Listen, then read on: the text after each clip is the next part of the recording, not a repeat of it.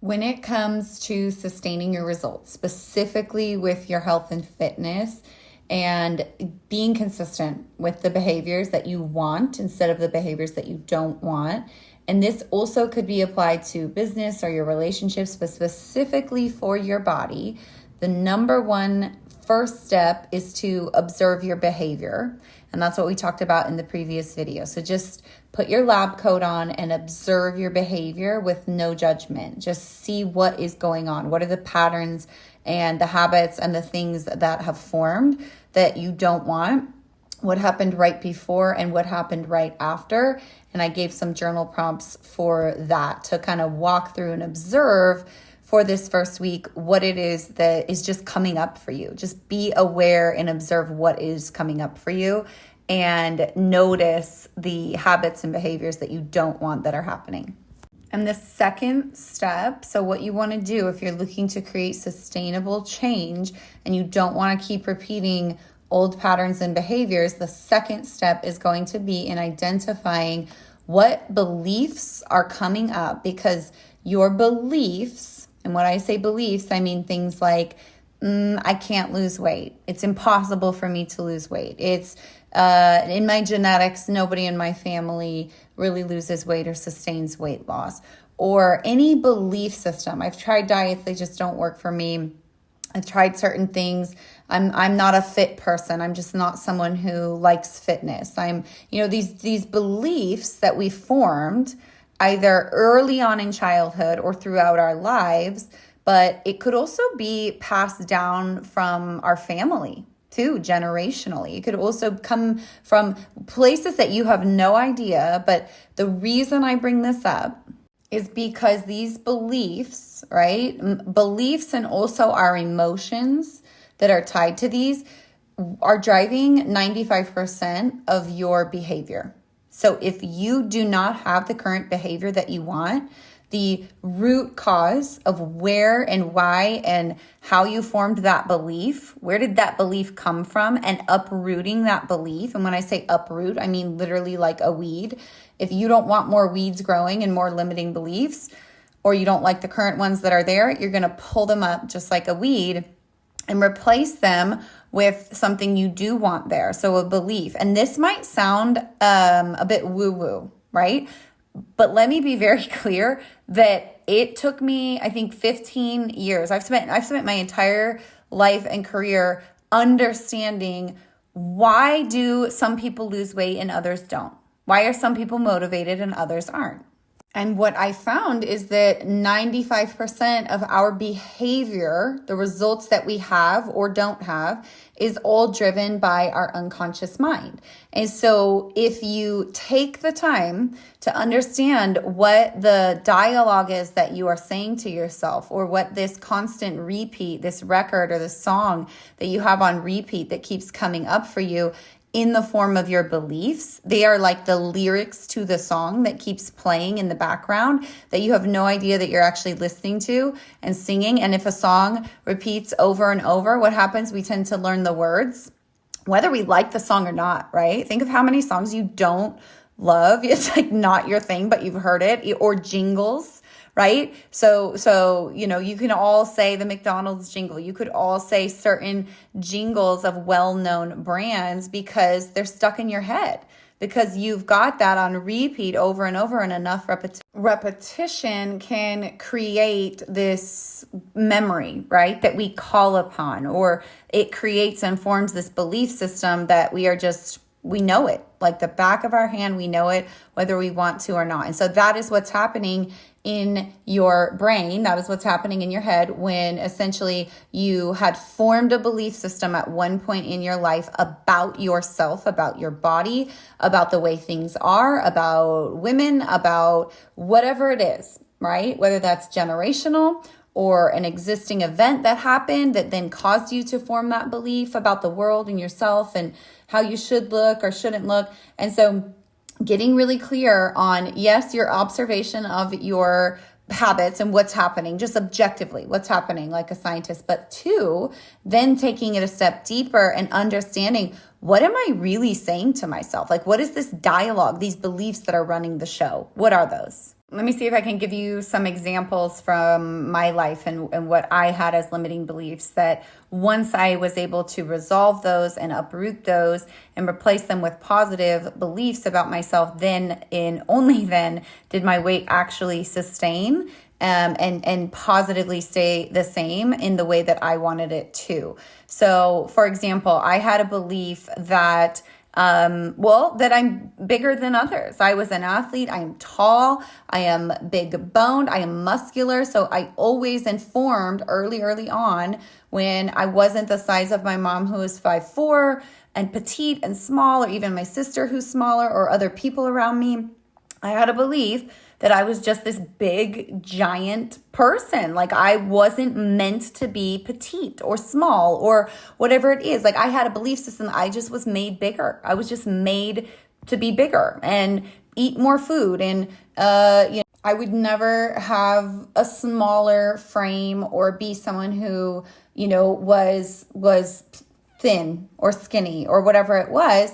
And over time, yes, I am a tall person. Yes, I am muscular. And yes, at the same time, when I went in and uprooted that belief that I can't lose weight, I am made to be this way, I can't this, that, and the other, right? I can't possibly ever sustain my weight. I'm just someone who's going to always yo-yo because I like food. Like that's a true statement. And yet the belief was, I can't be successful at losing weight or sustaining weight loss because I'm not willing to starve myself.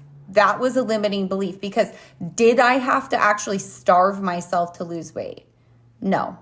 Did I have to follow a diet? I haven't found the right diet, therefore I can't lose weight. Not true. So to give context so that this isn't confusing, what I'm getting at is anything that isn't an emotion, a negative emotion, like I'm not angry or frustrated, just the belief system is the limiting belief usually. So it's not a negative emotion, but it is something where you feel this really bought in belief and you hear yourself say it out loud quite a bit, or to yourself quite a bit, or as dialogue in your head. Well, who are you to lose weight? You can't lose weight. You're just not someone who's meant to sustain or be healthy. You're not an athlete. You're not a fit person. I could never. Well, I have, this in my life. I have this illness. I have these kids. I have these things. There's such a thing as a realistic goal, right? Not a fantasy goal, but a realistic goal. And then there are things that are limiting beliefs that are holding you back from achieving what you say you want, simply because at one point in your life you formed this belief to adapt in the world. So for me, I had others telling me things about my body at a young age, and I formed a belief system that person was right, that I was bigger, that I wasn't, this thing that I thought and saw in my head and through my own eyes, but then I chose to believe what someone else told me about myself. And that person wasn't happy with how they looked, by the way. So for them to come and critique me at such a young age, if that tells you anything, a lot of these limiting beliefs are formed because of external validation or as a survival mechanism for you to kind of get through and get by in the world.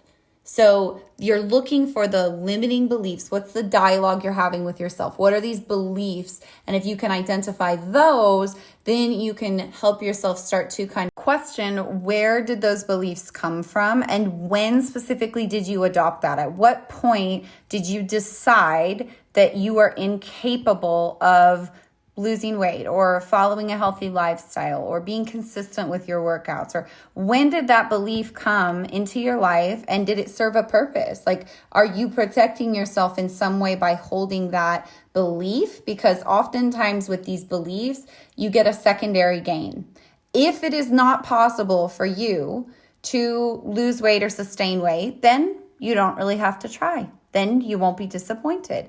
Then there's a secondary gain for so much of it. Another example might be, if I were to lose the weight, then I might have to be intimate, and I'm not ready to be intimate.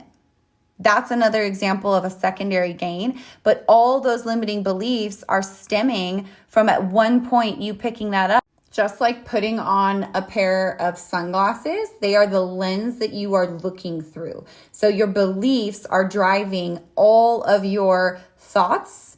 And then from your thoughts, you tend to stem an emotion. And from your emotion, then you have your physical result. So if I have a belief that I can't lose weight, right? Or let's take it a step further, that I'm not worthy of losing weight. Why would I be worthy of losing weight, right? Then you're going to have a thought of, oh, well, this is hard. I'm not even going to sustain this. What's the point? Then you have this emotion that feels a little bit like despair or exhaustion or whatever that might be for you. And then your physical result is that you don't stick to the plan. If you're not bought in and your beliefs are driving you in a different direction, that's running 95% of your behavior. Don't be surprised when you don't stay consistent. So that's a big reason why we look at beliefs and how they are affecting your end results. So the results that you do want equivalently and the results you are killing it in a certain area, you have a belief around that too. And that belief is what's driving you to be consistent and allowing you to sustain those results. And so it works both ways. And if you have beliefs that you recognize during this exercise that you don't want anymore, and you're having a hard time with uprooting that yourself and kind of going back to identifying it, it's often because it's on an unconscious level that these are adopted. Some of them you may not even be fully consciously aware that they are running the show and that you're thinking them or that they're coming up. It can often come through when we do the unconscious work in taking clients through our program, where we basically help you uproot those limiting beliefs. And I'm going to try to give you some journal prompts to help you guys with that as well.